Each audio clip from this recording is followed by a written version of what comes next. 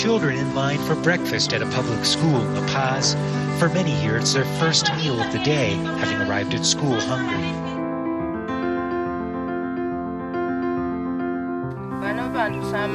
Here, we do not have enough to eat, and children go to school with no breakfast. There were floods followed by a dry spell, and that affected the crops. It utilizes farm produce locally grown by small-scale commercial farmers to provide children nutritious midday meals on every school day. In this country, one initiative that has been severely affected by the pandemic is school meal programs. One study says the number of Canadian children going to school hungry has now doubled. You know, according to a recent study, 66 million children go to school hungry around the world. I mean, like 66 million children. That's unbelievable. My mind cannot conceive of that number. What I do know, though, is that this is not just a problem in far-off places. In North America, millions of children arrive at school hungry with no lunch program to help them get through the day. Like, that's unbelievable that we're talking about it in this day and age. But school food and children feeding programs have serious gaps around the world, and it's made worse by the pandemic. Hi, I'm Zara Batiste in Toronto. And I'm Ryan Clark in Montreal. And on this First Comes Food podcast, we're going to talk about school lunch programs and keeping children fed. And it might sound like that's not very impactful. Like, what does a school meal actually do? It does wonders, not just for children, but for everyone around them. And it's a big part of the reason that Canadian Feed the Children started in the first place 36 years ago, making sure children are fed in school and outside. And you know, it's an area Canadian Feed the Children works in around the world. Yes, and I think that's such a beautiful thing, honestly. At the core of what we do is children and their health and their ability to thrive. And food is one of those things that's universal. It's a universal need. And you see it popping up as a priority in communities all over the world. So even though those communities vary and we don't have a one-size-fits-all approach, it's important to note that this is such an impactful thing for families. People should be aware that even though Canada, for example, may have a low rate of food insecurity, I think it's like 1% of the population. In Indigenous communities, particularly First Nations communities, almost half of the families reported that there were times that getting healthy food was very difficult.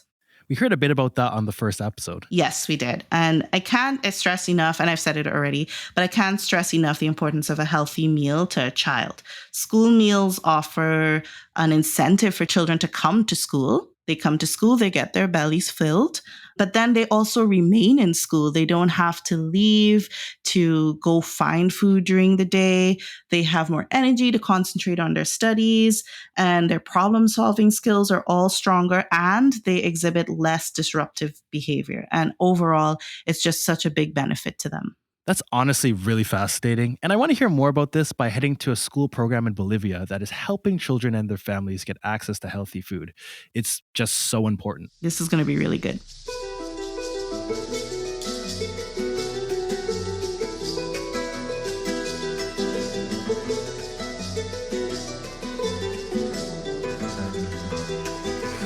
High in the Andes Mountains in Sucre, Bolivia, children file into an early childhood development center. They're part of the Alan Chaspa Kawensain and Chista program, which means to live well. This program began 8 years ago by a local organization known as IPTK, and with the help of Canadian Feed the Children. In those 8 years, To Live Well has grown to enhance thousands of lives here. There are around 450 sponsored kids from age 1 to 18 and around 2,500 parents involved in this project. Director Shirley Estevez says this started as a typical program to feed preschool kids healthy meals and deliver after-school care to older children. Many of the children here never had fruits and vegetables as part of their daily diet because they're expensive, and growing conditions in rural areas above Sucre are not suited to most food production. The program grew quickly and was popular among indigenous children here. It expanded into all kinds of extracurricular activities. Of course, the education part of the project is very important because we are supporting also public schools with some school supplies for the children attending those schools that are part of the sponsorship system. And they also have the opportunity to participate in extracurricular activities such as chess contests, dancing, music, and sports.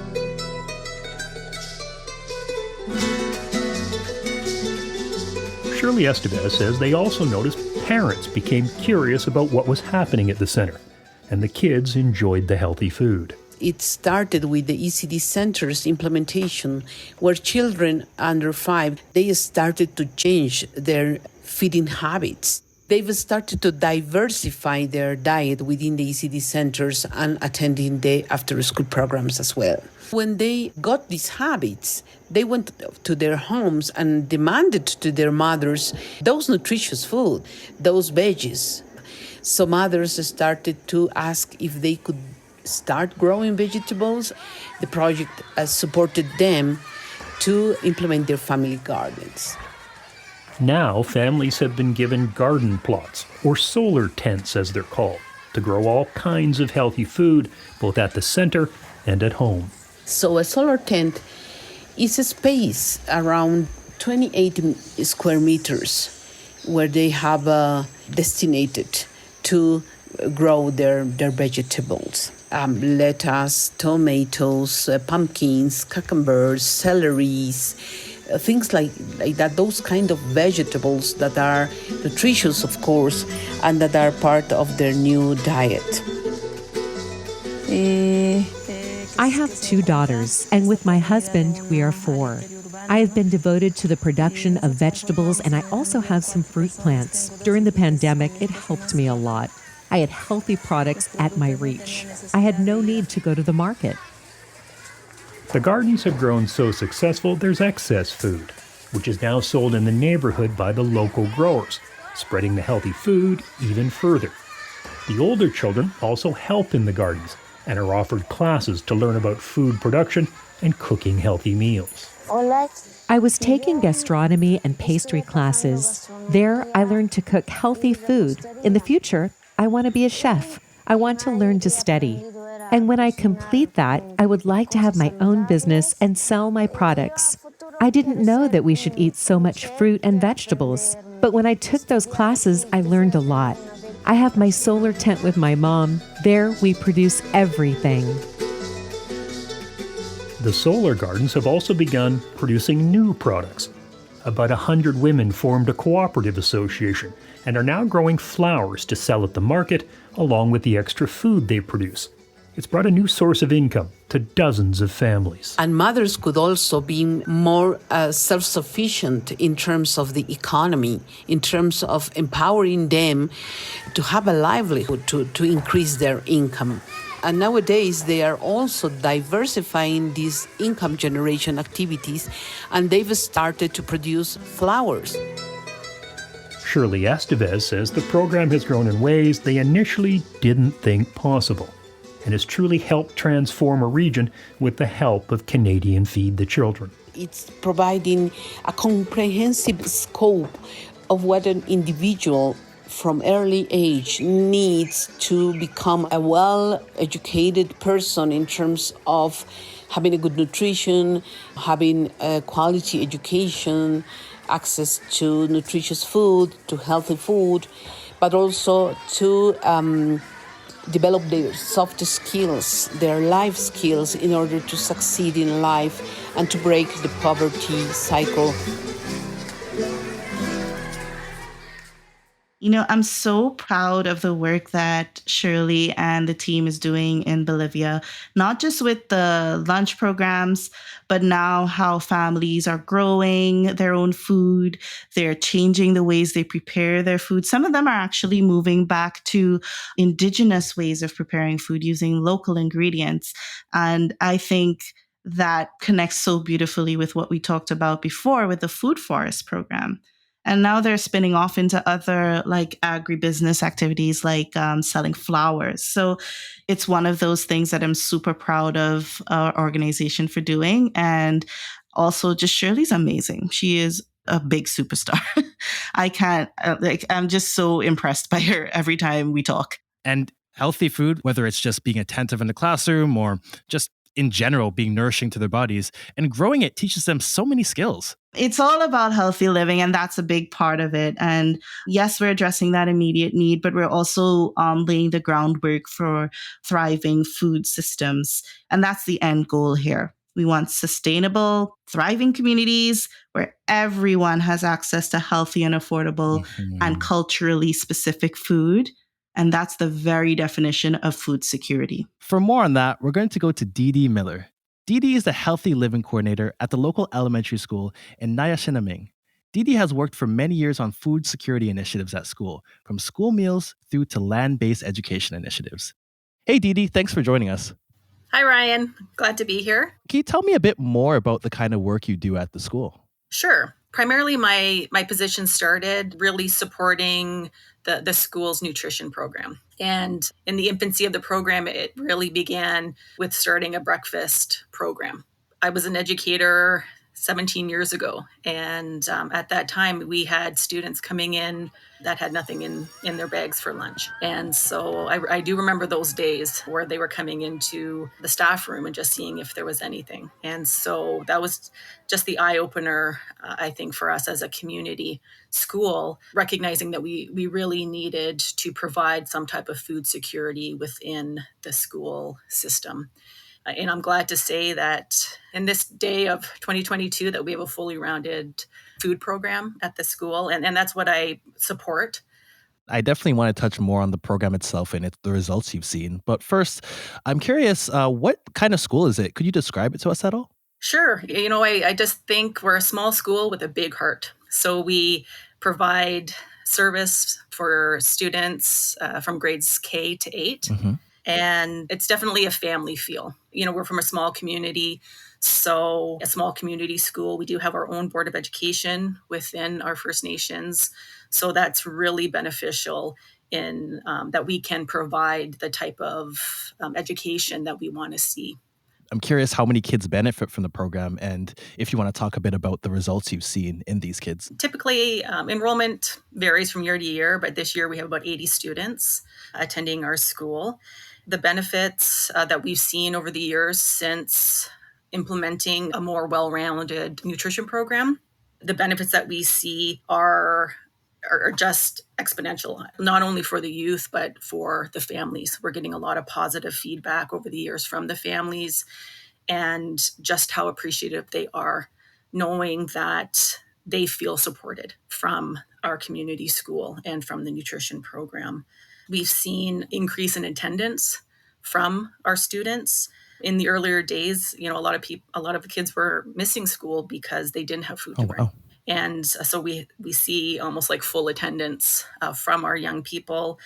Definitely, they're more engaged, they're more focused in the morning, and because they don't have to worry about where their next meal's coming from or what they're going to have for snack, during break time. I just say they can come in, be kids. They can just be themselves, be kids, and learn what they need to learn. And that's what we've really supported through the nutrition program. I almost get the vibe that this program is not only helping the kids, but it's also helping the communities equally. Do you feel like that's the case? Absolutely. That is one of our focuses. Is we started with the youth really to combat and address that initial food insecurity issue. Mm-hmm.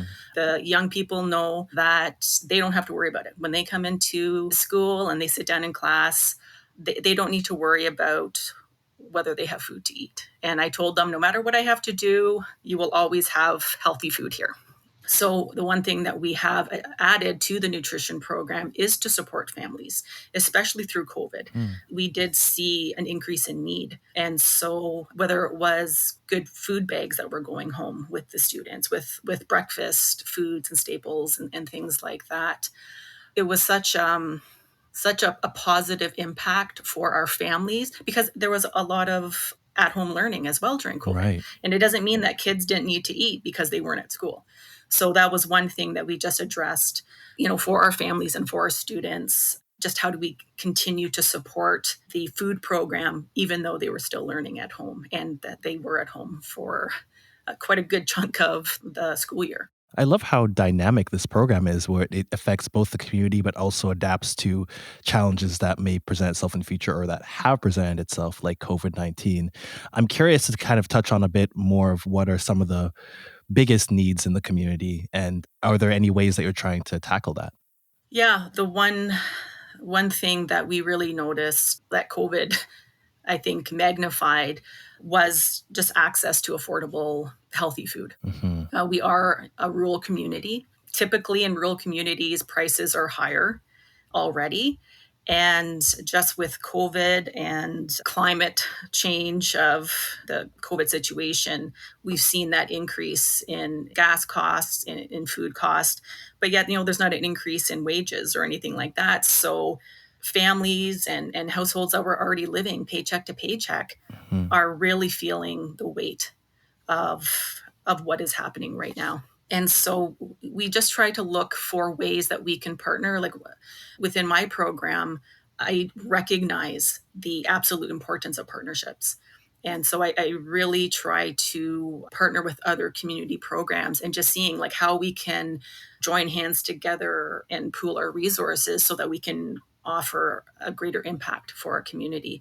So one of the things that we just did before the summer was just a good food giveaway, where it was just ordering fresh produce and, we had it outside. And on a typical day, we were probably getting like 75 to 100 households through. Wow. And it was just, we did it for about 3 months, and it was just until the summer. But it really just kind of gave that breathing room for households that they could come, and it just gave them a little bit of relief financially when it came to good, healthy food. I just want to touch a little bit on some of the longer term goals for this program. You've definitely mentioned food partnerships and food giveaways and a lot of other amazing things, but I'm wondering if you can touch on that a little bit more. Sure. A few years ago, my program moved into a more community-focused program, and we just recognized the need for all ages to be involved. So we're making serious movements. We're recognizing we need to make serious movements toward more sustainable methods of food security within our community. And just like within this school, we know that we're going to still have to meet those immediate needs that address food insecurity, but also that we need to really be identifying what can we be doing within the community to work towards more sustainable methods.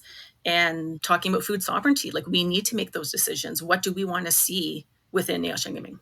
And so one of the things that we have committed to is the revitalization of the community garden and really helping to grow that, starting small, which we did last year, just kind of starting it up again, but also how do we realistically work towards growth every year, hopefully that it can sustain, food initiatives within the community. And so we are seeing a huge participation from the community. There's a lot of excitement. Last year, like I said, was our first year. We had an open house for the garden, and that was one of the first times that seniors had been out since COVID.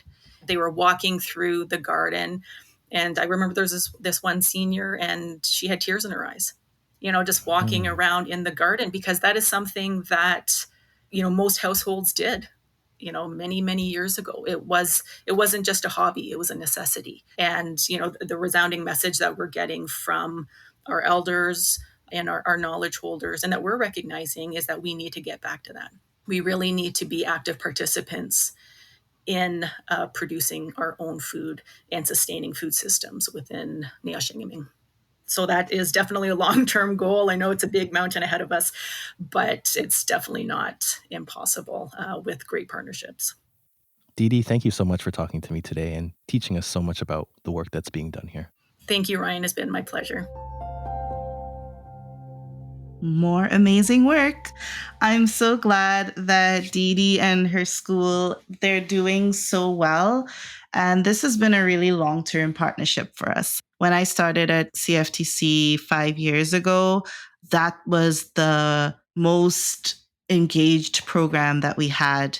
And just to see it grow and to see so many children taking part and now their family members and everybody getting involved in growing food, it's really great. For more on the bigger picture of how critical school food programs are, we're going to speak with Rachel Engler-Stringer. She's a professor and researcher in the Department of Community Health and Epidemiology at the University of Saskatchewan. Hey, Rachel, thanks for joining us. Thanks for having me. So this may sound like an obvious question, but I want to hear in your own words how a healthy meal helps a student. Well, there's a number of ways that a healthy meal at school helps a student. So I'm not a teacher. I'm not in the classroom day to day. I'm a researcher. But what I hear from teachers, what I read from the literature is that it's focused in the classroom ability to really engage in what is being learned in a particular, context. If we're talking about breakfast at school, it's sort of that morning ability to focus. I hear often from teachers that a lunch meal at school really also contributes to kids staying at school for the whole day. So otherwise, sometimes kids will go home looking for something to eat and then don't make it back to school. That's really interesting. And to kind of touch on that a bit, what types of behaviors and results do you see in kids who go to a classroom hungry? The kinds of behaviors that we see reported in the literature are mostly an inability to focus, an inability to stay on task, more behavioral issues, sort of just broadly acting out those sorts of things, and being more emotional in the classroom, those sorts of things. So for kids to be able to eat at school really, gives them the opportunity to be their best selves in that educational context. And generally in Canada, how are we in providing food programs? So Canada is the only G7 country and one of a few OECD countries that does not have some sort of national school food program. Really? In fact, if you look globally, it's close to 3/4 of countries, 3/4 of kids globally actually, who have some sort of school meal program. So Canada is a bit of an anomaly. We have what we describe as ad hoc programs kind of here and there. So across, provinces and territories, there are programs at the individual school level, sometimes at the provincial level, but mostly here and there in schools that are perceived as being in high need, but nothing that is consistent across the country. And because we don't have a national school food policy, we do have, we have some standards in place, but there aren't a lot of teeth to them. So meaning that while they might exist, generally adherence to any kind of nutritional standards is weak at best. And just because you mentioned this, I'm really curious, is there a province that you see like a really well-run, efficient program in, or are they kind of all sort of similar? There are a lot of differences across the country. So I would say right now, there's a number of things happening. So there's a lot of change happening when it comes to school food programs. Provincial governments and territorial governments have really started to see their importance and are kind of slowly establishing more, programs that are sort of more consistent. So one example might be Prince Edward Island, where the provincial government is in the process of piloting universal school lunch programs. It's, PEI is a small place, so it's a little bit easier perhaps to start that process there. There's just now been an infusion of money into the BC programs. There was some maybe a year ago or so in Quebec. There's a number of places where we're starting to see bit more kind of consistency across provinces and territories. But, overall, nobody is all the way there, but there are certainly provincial pilots happening. Is there a place in the world where you see really well-run programs that we could use as a model for our provinces and the rest of the country of Canada? Oh, absolutely. So the countries that people tend to hold up as being some of the best examples are Japan. We see Finland, France to some degree, Italy to some degree, So I'll give you the example of the program in Japan, and maybe Japan and Finland. I think they're two that are a little bit different from each other, but have some elements that are really quite critical. So in Japan, they've got excellent national policy when it comes to integrating their school lunch program into the curriculum. So it's not just eating lunch at school, it's also a strong focus on health and nutrition. It's sort of a well-being focused school lunch program. Kids are involved in serving each other. It's a very strong focus on the sort of social nature of eating and healthy eating habits, those sorts of things. And then also a bit of a focus on local food and ensuring that the food's supporting the local economy. So Japan, I would say, is a really fascinating example from that standpoint. In Japan, it's not free for families, so parents pay a proportion of the costs of the school food program, similar to, I would say, probably the more common model. As far as I know, there isn't a sliding scale, although there would be some families where, if financial means are not available, that the program would not cost the family anything. And then Finland, as a bit of a juxtaposition, is somewhat similar to Japan in terms of what I described before, but it is completely free for all children. So two different models. Now, I will say one of the differences between Japan and Finland and Canada is our diversity. Both Finland and Japan are somewhat homogeneous countries in terms of their populations. Canada, on the other hand, is a very, very diverse country. And arguably, there's many ways in which we could follow the examples of countries like Finland and Japan, but ways in which we couldn't because of differences in terms of our population. What do you feel like is the biggest takeaway from your Exploring Universal School Lunch Program study? Yeah, so this is the project that we started relatively recently. So this is a partnership between us and the Meadow Lake Tribal Council, so their education division and their 9 schools across MLTC communities, Canadian Feed the Children, CHEP Good Food Inc., and Saskatoon Public Schools. So that project is happening in Meadow Lake Tribal Council schools and some Saskatoon schools. And it's really focused on ensuring that those school communities have the resources to design school food programs that will suit their community's needs. So what do communities want in their ideal school food programs? So that's what we're working on. So we're only 6 months in, so I don't know that I can say I've learned an enormous amount yet, other than to say that there is a great desire to do a great job when it comes to school food programs. There's so much innovation, innovative thinking. There is this real desire to incorporate traditional foods. So those foods, country foods, traditional foods, depending on the language that you like to use. So foods that are traditional to Indigenous communities. There's a desire to incorporate land-based learning, and then also sort of gardening and greenhouse building and so on into school food programs.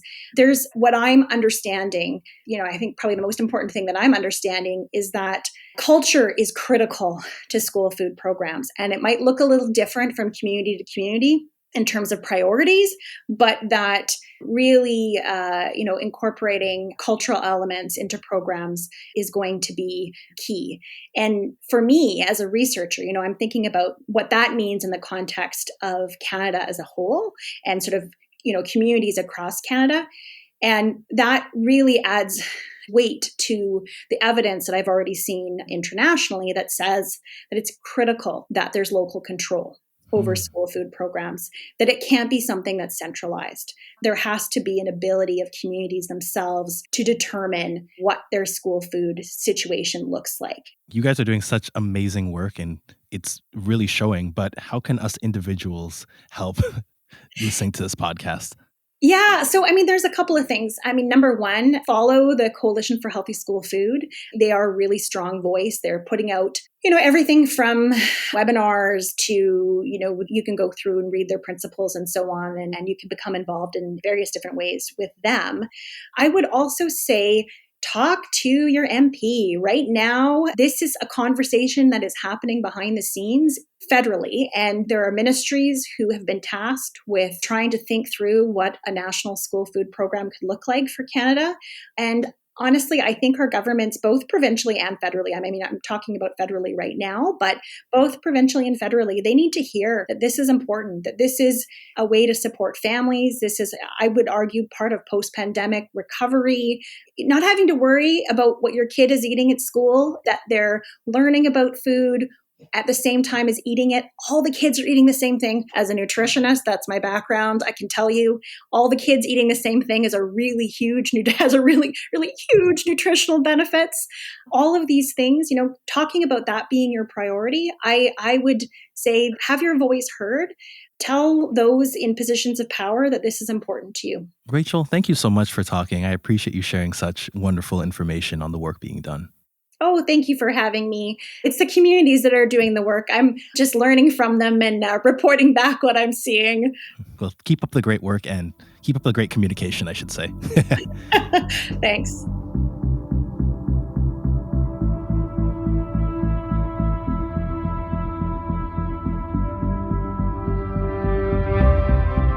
It's so great to hear that overview from Rachel. And now we really understand the work that has to be done nationally. It's such important work and it really needs to be touched on.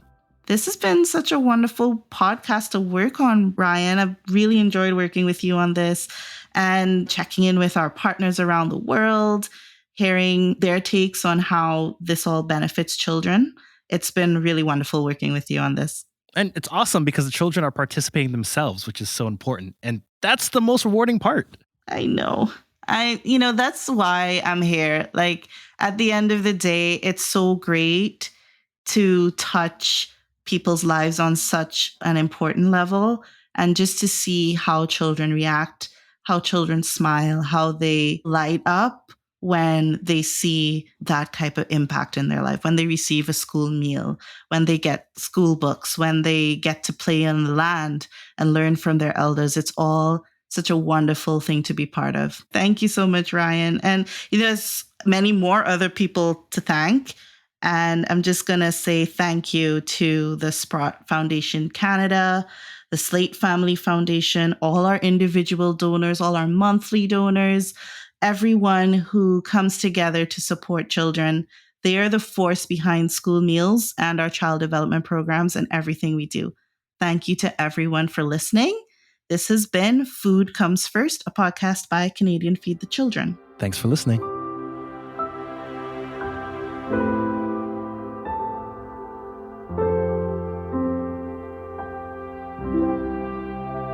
For more on how you can support Canadian Feed the Children, go to our website at canadianfeedthechildren.ca. That's canadianfeedthechildren.ca.